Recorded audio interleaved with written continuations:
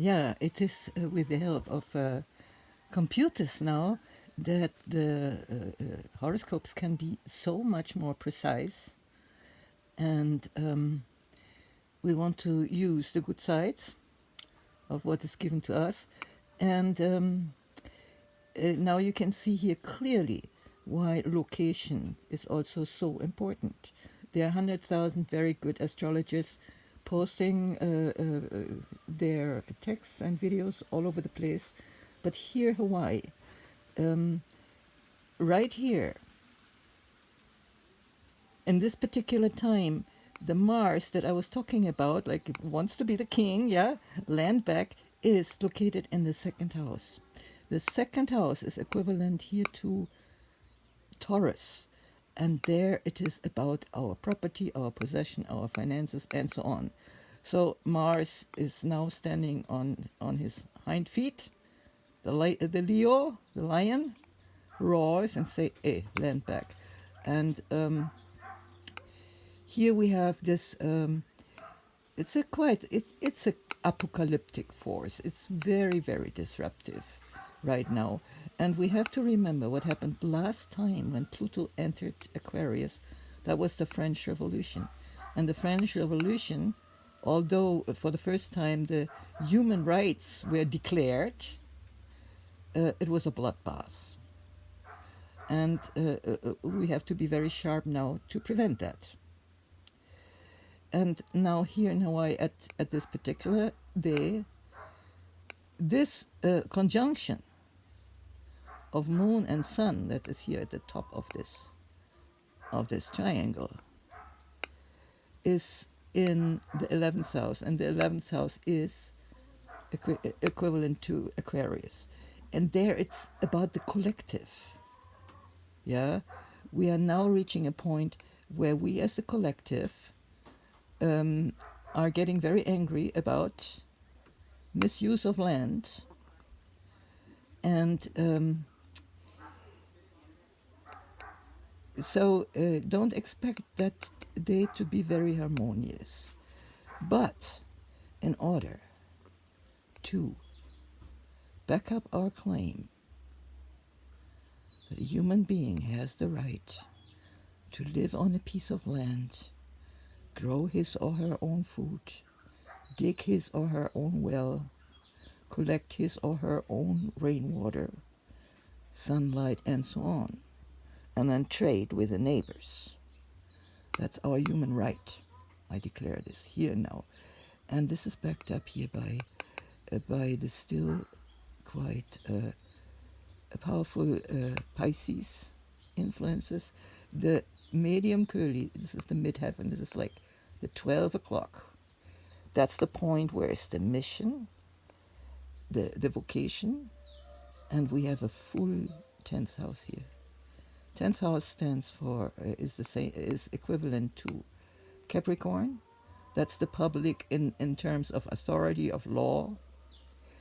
And so here you see multiple 120-degree angle called trine, where the energy flows, and there's a remembrance, a deep remembrance, a karmic remembrance. And it's very, very interesting that here the mission point of that day and the karmic aim, they are in conjunction.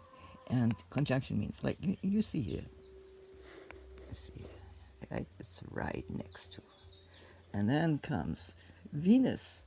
Venus and Neptune, they already know going into Aries, which is the first, the fire sign, and but they're still connected with the Pisces energy, especially since Neptune is the ruler of Pisces. Now, of course, Neptune, that's the god of the sea, Kanaloa.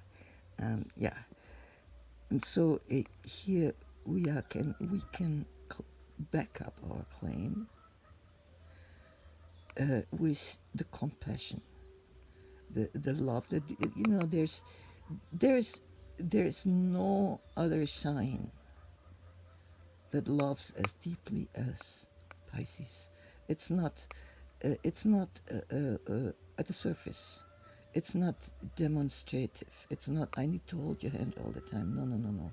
It's not that. It's a commitment, and it doesn't even need to be spoken. And when it's for the land, then there's compassion. There's compassion with everybody living on this land, all beings, and and the wish to care instead of possess.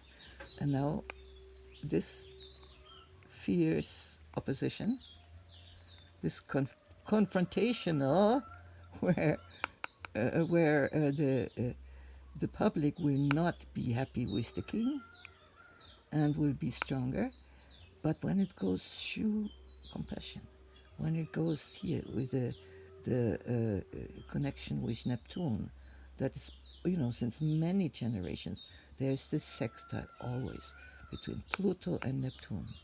Neptune is the compassion, and Pluto is the transformer. So whenever we feel we have to be very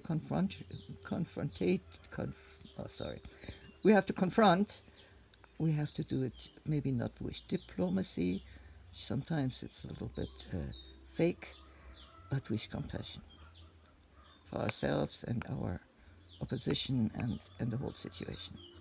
So it's not land back because we want to possess something, but we want to care. We are caring.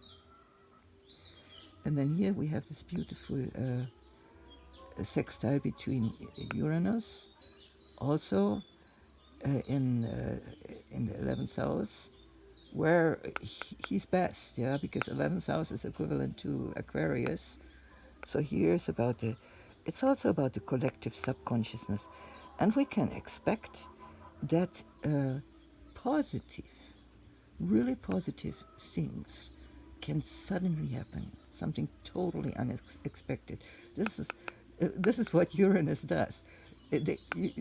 That's really like the rabbit out of the hat.